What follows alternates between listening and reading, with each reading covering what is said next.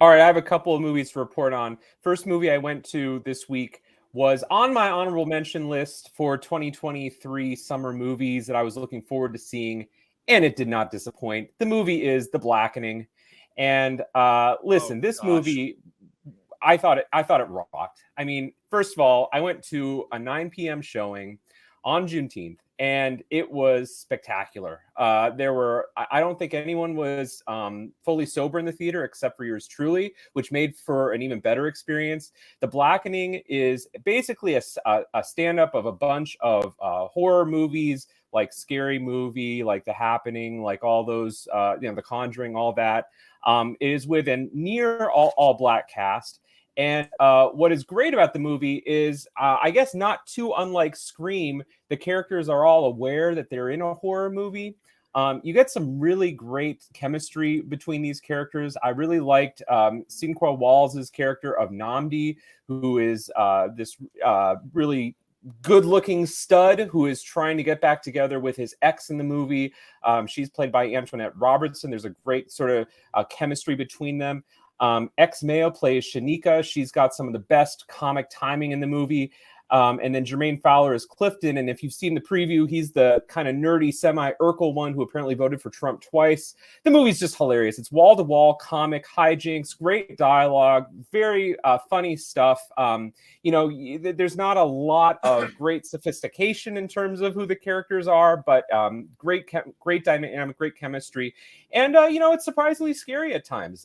You don't really know exactly what's going to happen. So I give it 3 stars. I want to give it 3.5 stars. It did not disappoint. It was a great viewing experience. The other one, real fast, I want to mention too, is another comedy, No Hard Feelings, the new Jennifer Lawrence movie.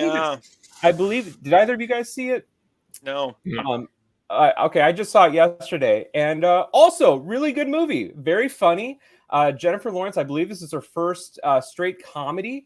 And she's awesome in it. The plot, as you've seen in the trailers, involves a 32-year-old desperate woman trying to keep her house. And so she agrees to basically date a 19-year-old, very sheltered, very cloistered boy who's going off to college, but his parents are rich and they're willing to give her this Buick as a payment.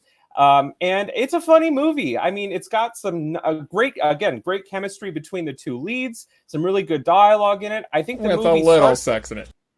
The movie starts a little slow and it ends a little slow. It tries to do too much at the end.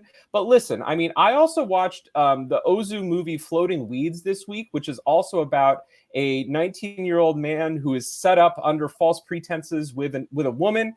And I don't feel like the movies are too far off. I feel like No Hard Feelings could have actually been made as a Ozu movie or a Japanese movie. It's pretty funny. It's got some great humor in it, some great heart. Gene Stupinski is the director. He made Good Boys. I really liked that movie. So it's what you would expect, but even I think slightly elevated. Jennifer Lawrence, I mean, she really makes the movie. I think these are 2 really fun movies, fun summer movies that you don't have to put a lot of thought into. They're just great experiences. And I had a lot of fun watching both of them.